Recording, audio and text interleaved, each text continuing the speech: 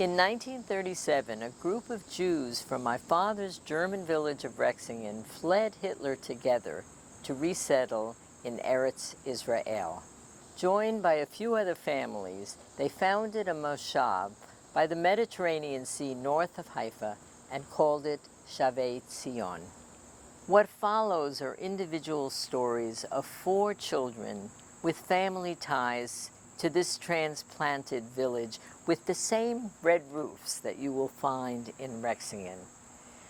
You'll also find why and how Zionism was such a life raft to these 29 families and so many others who were fleeing the Nazis.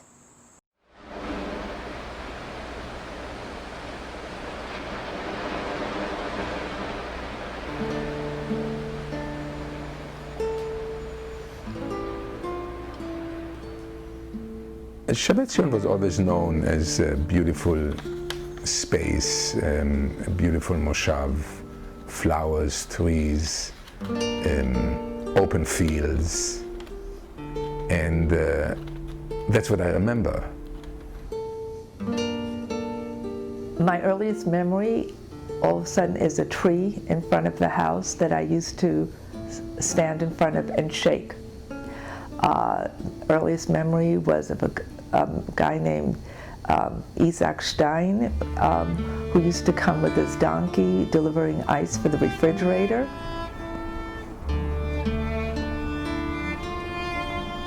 My earliest memories of Shavei Zion was when my sister was born. All the children in Shavei Zion came over to my house for the celebration, and I was able to hand them candies, brown bags with wafers in them, and to this day I will love wafers all the time, because at that time we never had anything sweet or we never had anything extras.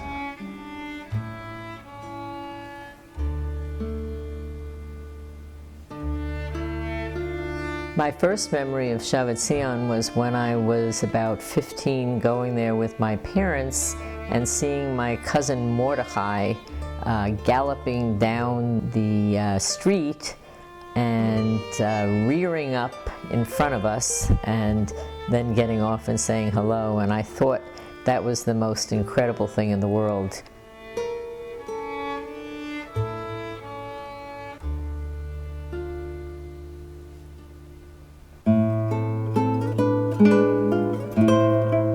My parents came in 1938.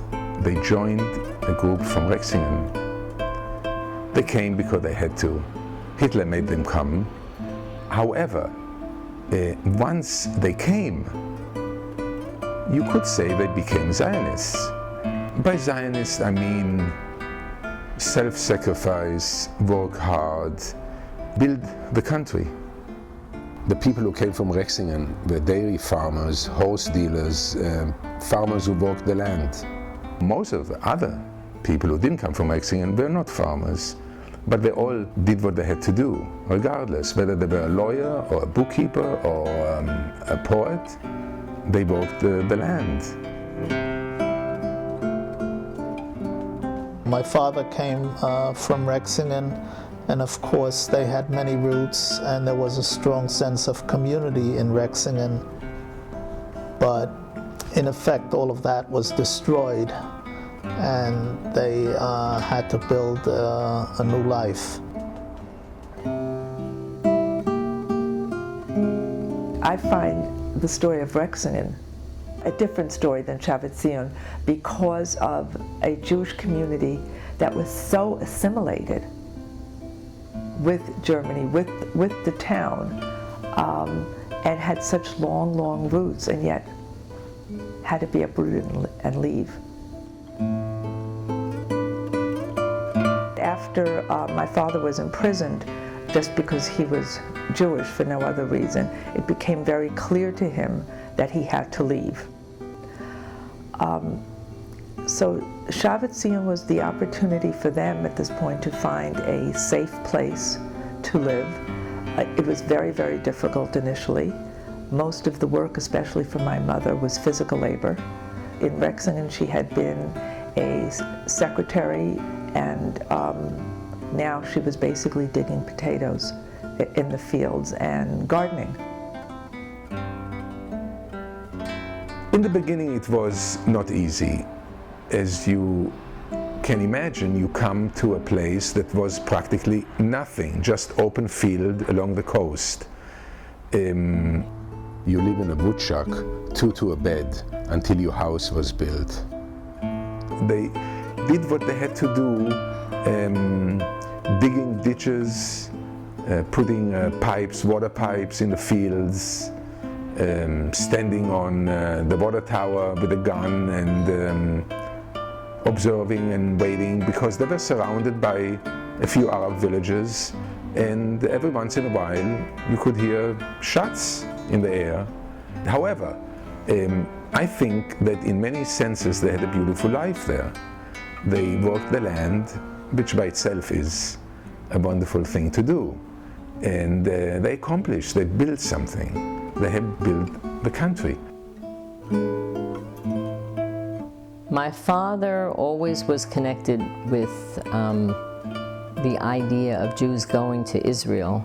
It was always his dream originally to go to Israel from Germany, but because of a series of circumstances, including my mother not being well, they went to America instead. But I think his soul and his roots were always in Israel and in Shavei Zion, and so he supported the village.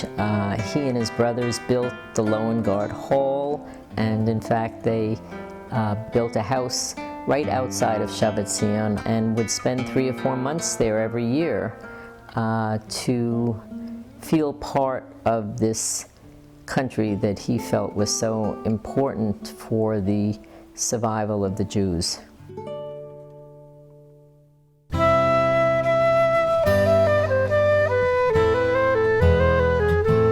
If I just try to remember what it was like being a 4 or 5, it was pretty nice. You were free. On Hanukkah, my mother would make donuts. We would take crates, and she built me a dollhouse. This is something that, again, never ever happened in America again. On the other hand, as an adult, when I reflect back on those times, I realized that there was also a constant tension. My mother was sick a lot. She fainted a lot. There was always, where is everybody? You know, when you were late, it was really traumatic. And waiting for my father to come home, there were times when the bus just was not coming. My mother holding me, holding Simon's hand, standing there, looking out the house, waiting, waiting, and waiting. For us kids, it was just play. When you are young, you don't do anything. What do? You play. Though when we got a little older, we started sitting on the tractors, going to the fields, helping with the cows, with the chicken. But that probably didn't happen until we were maybe 7, 8 years old. My parents' house was next to the playing field where we always played soccer. However, I grew up in a religious family, and Friday evening you go to synagogue, and inevitably the time came in the middle of the game that I hear, Aaron, komm nach Hause, you know, Aaron, come home. And I knew why. I had to leave the game in the middle, to the chagrin of my friends and myself.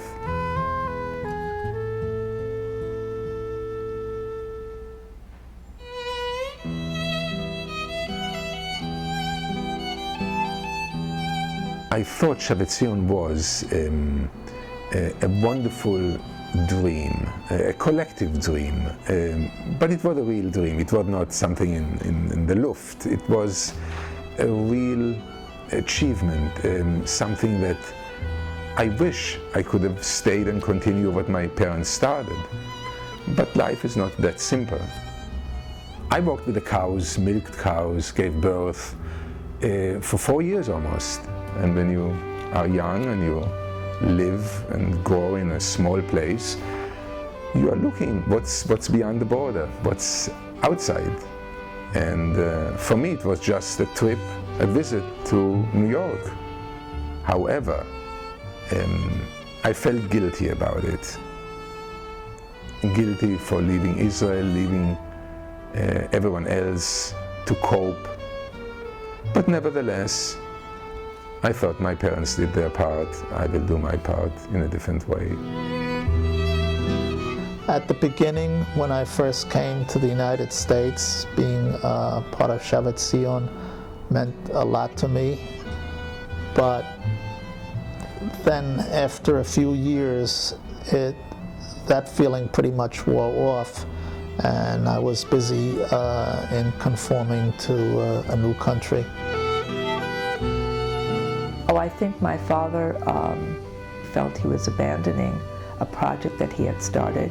It wasn't finished, but I think just by the very fact that he never talked about it, that it must have been very, very hard for him to leave, and that it was probably his greatest accomplishment in life, I would say, was those 10 years in Shavei Zion.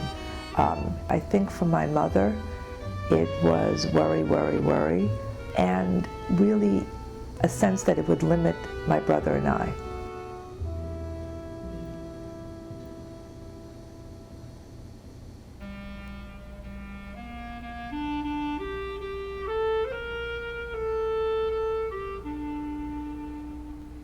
The German Jews in Israel are called Yekes, and Yekes are straightforward, honest, frugal, punctual, meticulous people.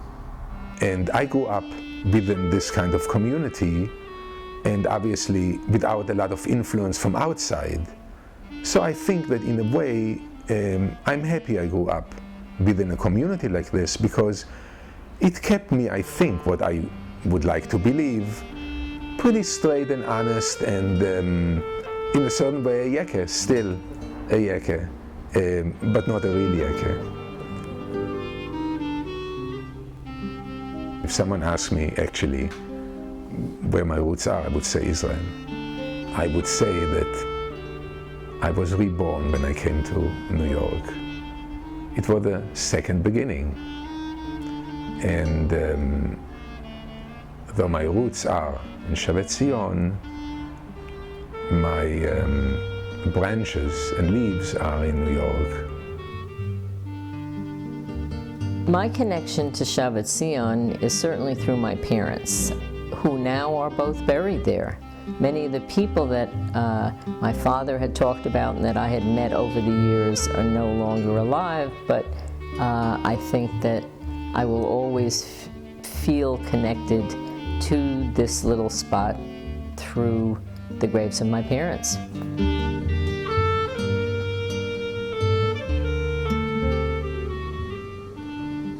I think my roots could be in Shavei Zion if I wasn't as fearful.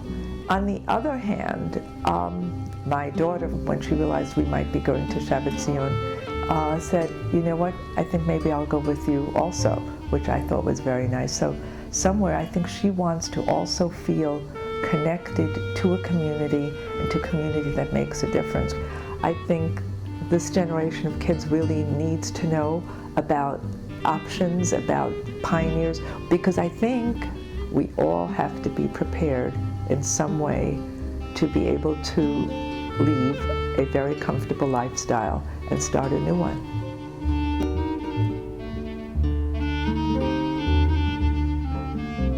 I took my daughters from early age to Shavei Zion, and they loved it.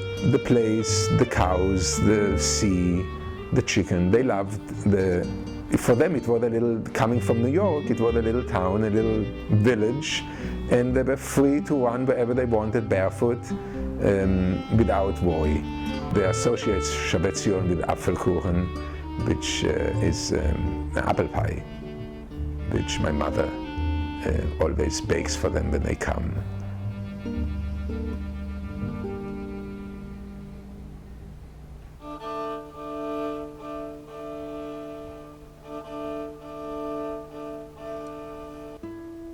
Well, I think the legacy of Shavei Zion from my family is the possibility that out of the ashes of the Holocaust in Germany rose a new generation of Jews who managed to start over and make a new life and a meaningful life for themselves in this little moshav called Shavei Zion.